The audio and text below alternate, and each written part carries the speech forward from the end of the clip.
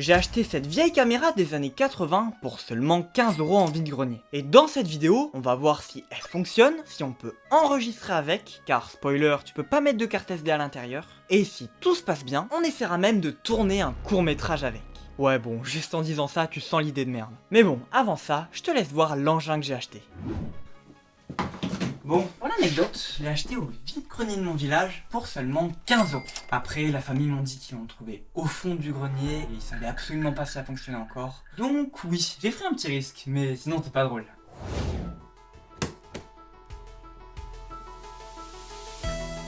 Ah et oui, je vous ai pas dit, mais il n'y a pas que la caméra avec. Bon, à part la valise de transport, il y a aussi le manuel d'origine, le chargeur, la batterie, what? Puis il y a aussi des câbles et des adaptateurs plutôt chelous. Alors, cette caméra. Déjà, ce qu'on peut voir, c'est que c'est une caméra VHS. Donc en gros, faut des cassettes. Des grosses cassettes. Et surprise, bah j'en ai pas. Mais bon, à côté de ça, on peut voir qu'il y a plein de petits boutons pour faire des réglages, il y a un viseur et même un micro intégré. L'objectif, lui, a l'air de pouvoir faire de plutôt gros zooms et même faire de la macro. Bon, en fait, ce qui me fait bizarre, c'est que sur la batterie, vous voyez, il y a marqué transcodeur PAL SECAM. Et oui, car ce que je pensais être la batterie au début n'était qu'un simple convertisseur. J'ai quand même essayé de le mettre à charger, mais ça a pas marché.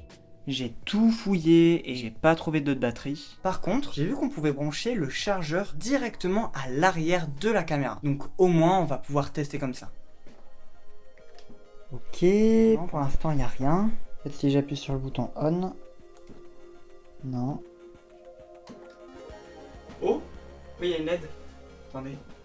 Oui, ça marche. Attendez, venez voir. Voilà, regardez, vous voyez, on voit à l'intérieur. Bon, maintenant on sait que la caméra fonctionne. Mais je me suis aussi posé plein de questions. Déjà, dans l'écran de la caméra, on voit que c'est en noir et blanc. Alors pourtant sur la notice, il y avait marqué VHS PAL, donc ça devrait être en couleur. Puis j'ai vu aussi qu'on pouvait régler la balance des blancs et l'ouverture, mais c'était pas clair.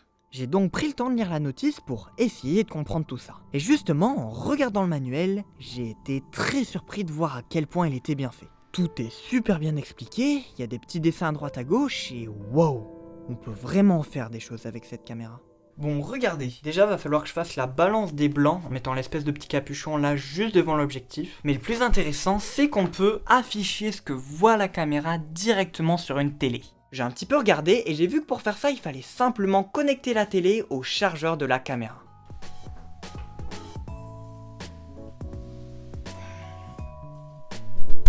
Alors de ce que j'ai vu, on peut le brancher en RCA. Et heureusement que j'ai des petits adaptateurs comme ça, parce que de base, le câble, il est tout petit. Bon, je mets un câble qui est pour l'audio à la base, donc je sais pas si ça va marcher. Oh, attendez, il y a un truc. Voilà. Vous voyez? Oui. Oui, cette fois j'ai l'impression qu'il y a de la couleur. C'est incroyable, on voit vraiment tout ce qui se passe à la caméra. En fait, je pense que le viseur peut afficher qu'en noir et blanc, mais en réalité, ça filme quand même en couleur. Alors maintenant qu'on peut voir ce qui est filmé, on va réellement pouvoir tester la caméra. J'ai commencé par faire la balance des blancs en mettant le petit capuchon juste devant, et on peut voir que d'un coup, les couleurs paraissent beaucoup plus vives. J'en ai aussi profité pour modifier la date, mais j'ai surtout essayé de zoomer avec l'objectif, et c'est assez impressionnant. Déjà, je me suis rendu compte que c'était motorisé et qu'on pouvait faire de jolis zooms progressifs en appuyant sur ces boutons, et puis même, ça zoome quand même beaucoup. Je vais essayer la macro aussi. Bon, bah ça marche bien. Par contre, j'ai l'impression qu'il n'y a pas de son qui sort. Et oui, le micro de la caméra ne voulait tout simplement pas fonctionner. Mais en soi, c'est pas ce qu'il y a de plus grave, rien ne m'empêche d'utiliser un autre micro à la place. Bon, après ça, j'ai quand même voulu en apprendre un petit peu plus sur cette caméra. J'ai fait quelques recherches et même si on trouve pas grand chose, je suis quand même tombé sur un article qui présentait grossièrement l'une de ces caméras. Et ce qui est marrant, c'est qu'on peut voir qu'à l'époque, elle valait environ 2742 €. Après, l'article parlait d'un modèle de caméra légèrement plus récente, mais globalement, elles avaient les mêmes fonctionnalités. Bon, tout ça c'est bien beau, mais si je veux pouvoir tourner mon court-métrage, il va falloir que je puisse enregistrer avec. Alors au début, je pensais que j'allais acheter des cassettes VHS, mais je me suis rendu compte que ça coûtait quand même assez cher, surtout si on veut acheter un magnétoscope à côté. Puis dans tous les cas, ces vidéos, moi je les veux en numérique, je veux pouvoir les avoir sur mon PC. Donc, je me suis intéressé au convertisseur VHS numérique. C'est un petit boîtier qu'on branche à un PC et qu'on connecte au caméscope pour pouvoir numériser les vidéos. Il y en a pour tous les prix, mais en cherchant bien, j'ai pu en trouver un pour une douzaine d'euros sur Le Bon Coin. Bon, c'est vraiment pas le meilleur qu'on puisse trouver, c'est un Silvercrest je crois, mais ça fera le job. Alors j'ai un peu galéré à le faire fonctionner, mais en soi c'est un petit peu comme une webcam. Je vais utiliser le logiciel OBS pour pouvoir tout enregistrer et ça devrait pouvoir faire ce qu'on veut. Oh c'est bon, ça marche. Bon donc là normalement vous voyez vraiment que filme la caméra en temps réel. J'ai encore essayé de voir si on pouvait pas faire fonctionner le micro, mais je pense qu'il s'active que quand on enregistre avec une cassette.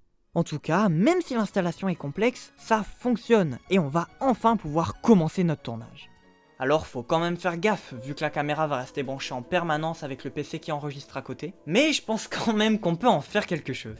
Je commence à écrire quelques idées pour faire un mini court-métrage un peu rétro.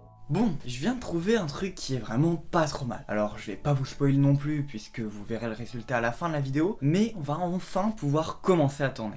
Je décide de rejoindre des amis à moi qui pourront m'aider pour le tournage et aussi qui me serviront de figurant. Alors une fois arrivé, on a mis pas mal de temps à tout installer, mais on a enfin pu commencer à tourner les premières scènes. Ah bah on peut voir qu'il est juste là. En tout cas, on a bien galéré pour se déplacer. On devait vraiment trimballer tout l'équipement avec nous, mais bon, on s'en est quand même sorti. Regarde-le. Quel flow. Tu veux qu'on se batte? C'est ça? Je dois des sous? Je dois 500 francs? C'est le mec trop dans le perso. Hein. Et puis, on le savait pas encore, mais la scène qu'on s'apprêtait de tourner allait prendre beaucoup plus de temps que prévu. Et vous allez jamais y arriver.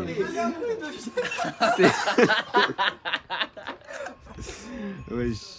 On a facile perdu 20 bonnes minutes là-dessus, mais bon, après ça, on a réussi à être un peu plus productif. Bon ça, allez. Puis, on a enchaîné les prises en se basant sur ce que j'avais noté plus tôt dans la journée. Donc là je suis là et tu me le passes mais un peu violemment pour que je recule et tu me fermes la porte. Vas-y. Mais je peux vous assurer que le plus galère, ça a été de déplacer la caméra entre chaque point de vue. Il fallait vraiment faire gaffe à ce que tout reste bien relié et que la caméra ne s'éteigne pas toute seule. En vrai c'est vrai que t'as raison, ça va. Tu vois, la pizza je la pose là. Bon bah ça y est, on a fini de tout filmer. C'est bien galère avec, regardez-moi la rallonge là. Bon ben ça y est, tout est prêt. C'est vrai que c'était assez sympa à faire et ça nous a surtout permis de voir ce qu'on pouvait réellement faire avec la caméra. Mais allez, je vous laisse voir ça.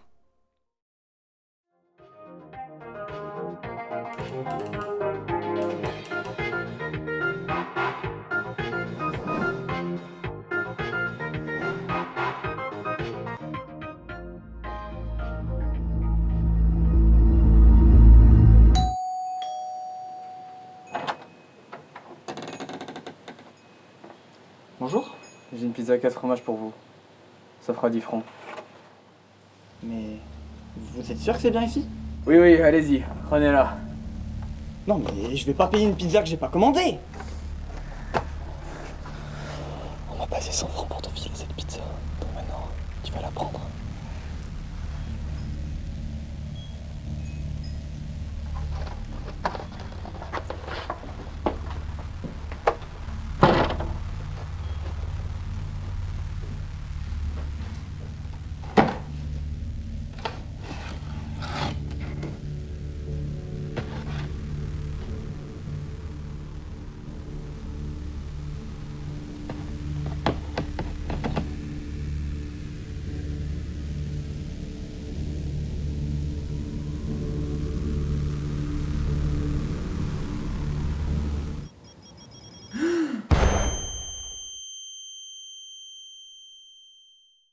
Donc voilà, j'espère que ça vous aura plu. Si jamais vous voulez une suite, une vidéo où on fait un court-métrage plus long, avec cette fois-ci un vrai script, un storyboard, ou cette fois-ci j'achèterai les vraies cassettes VHS pour pouvoir avoir le son d'origine de la caméra, faites-le moi savoir. Allez, je vous dis à la prochaine, salut.